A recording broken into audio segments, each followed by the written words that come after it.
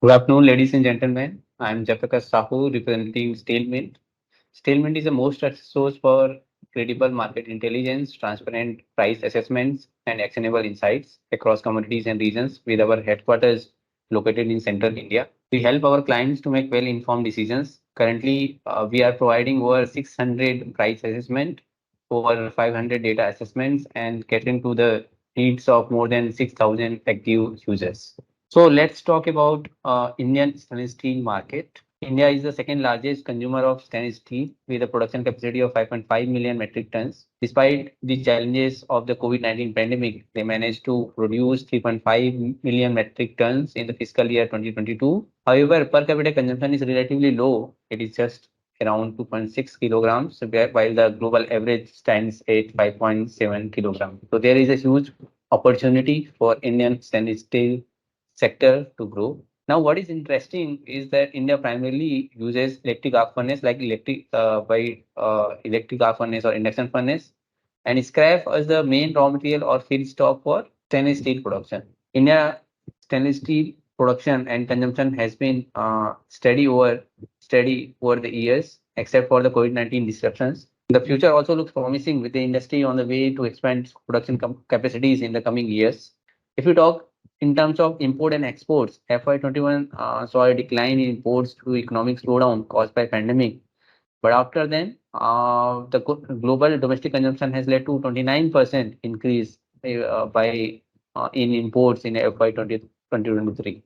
So moving to the recent development in the market, quarter one and quarter two 2023 was better in terms of production and demand altogether. But in quarter three 2023, the Indian market is slow paced due to the upcoming Diwali festival, causing mills to hesitate in importing materials due to the reduced liquidity in the market. So import from the Indonesia has also affected the scrap demand and prices domestically. So LME is nickel is also declining, leading mills to reduce their market positions. Also, elevated interest rates have reduced overall business activity, and Indian mills are taking cautious approach right now. The market remains slow in October with the reduced trade activity. Sales of finished product are weak. Mills are hesitant to purchase scrap. Although imports of semi-finished material, especially the slabs from Indonesia, have impacted the scrap demand and prices. And imports of NPI and ferronickel are also slow. So mills are aiming to maintain minimum position in the market, considering the high cost of capital to elevated interest rate. Most Indian mills have performed well in the first 3 quarters of 2023, and they are cautious, hoping for a pickup in demand to resume normal production levels at the end of the year. So, what is the import scenario? Let's talk about the domestic demand scenario, and also the importance of imports in the Indian market. So the Indian stainless steel sector in India has grown remarkable resilience and growth with a consistent 5% average increase in the demand from 2015 to 2023. Even the challenges posed by the pandemic FY 2021 didn't deter the industry, and by FY 23 it has rebounded impressively, reaching to approximately 3.5 million metric tons. But what's even more intriguing are the estimation from the steel mint. We anticipate that the demand for flat stainless steel is set to soar in coming years. By FY 25, we expect it to reach to 4.5 million metric tons, and FY30, it should be around 6.5 million tons. So this remarkable growth is driven by the strong compounded CAGR of 9%. The thriving infrastructure sector is poised to be the key driver in this exciting growth story. It is essential to note that while the industry's total capacity is substantial, ranging from 6.2 to 6.4 million metric tons for both long and flat products, the utilization rates are currently hovering at around 50% to 60% only.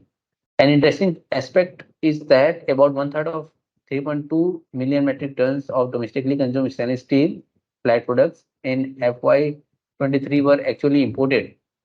So these imports primarily came from countries like China and ASEAN nations like Indonesia, amounted to significant 1 million metric ton in FY 22 to 23.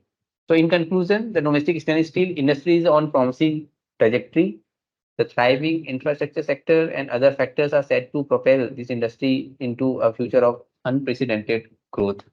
If you talk about the raw material side, the Indian stainless steel scrap imports have been relatively slow over the last couple of months, mainly owing to the mill's poor order books and thin trading margin as a result of several factors such as higher interest rates and slower demand in the domestic market. There is also a trend towards semis, such as stainless steel slabs, which are arriving from Indonesia on a monthly basis. They were reducing the demand for imported scrap. The trend is not new and has been rampant in countries like South Korea and Taiwan. Also in the Europe, where stainless steel scrap requirement has fallen significantly over the last 2 years. This trend is now gathering pace in India.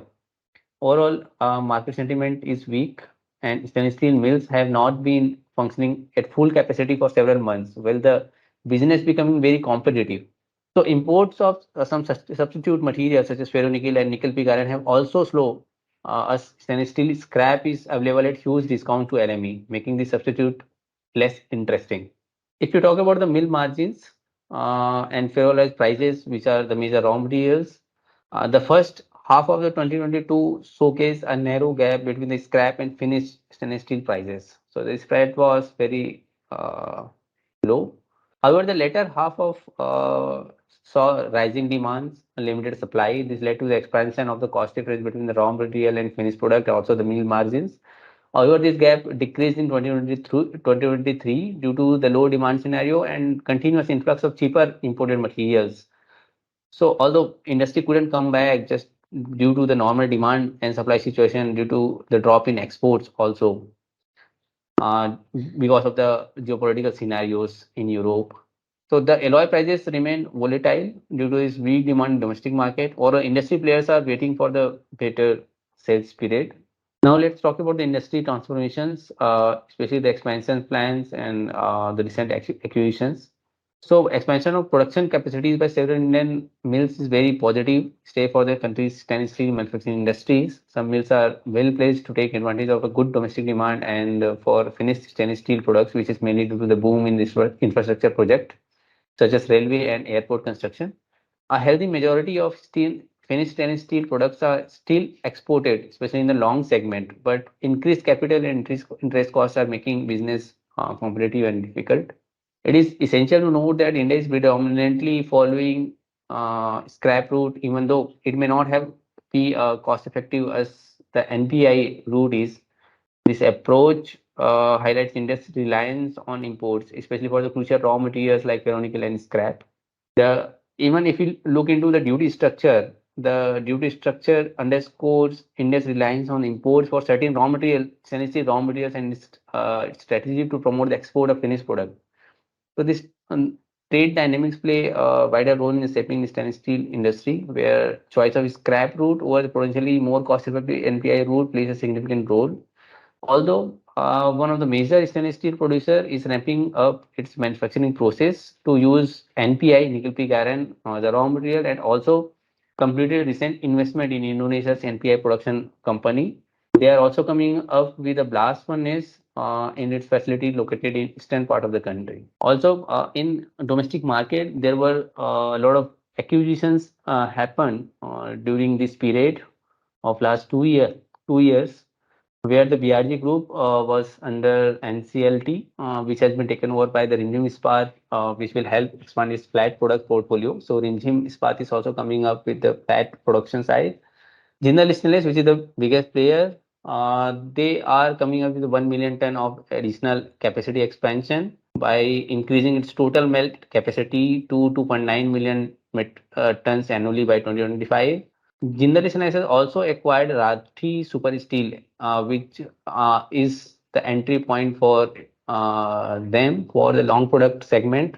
So they are also coming out into the long products of stainless steel.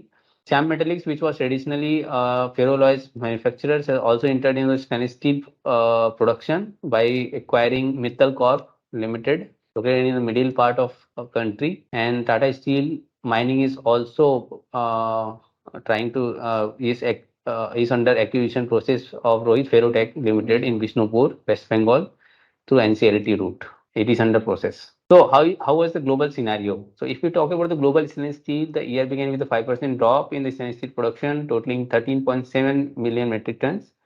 Different regions faced varying challenges. Europe production fell by 12%, US saw 16% reduction, while China had 4% increase. So in Asia, excluding China and South Korea, there was significant 16.6% production decline, and other regions experienced a happy 19.8% reduction. Now looking forward, global stainless steel consumption is expected to grow slightly by 1.2% in 2023 and potentially rise by 3.4% in 2024. So as per the World Stainless Association. So with this positivity, with the strong domestic demand, we can say that Indian demand is going to increase in coming quarters. So thank you very much for the listening. You can connect us with this email ID and WhatsApp number if you have any further queries. Thank you very much.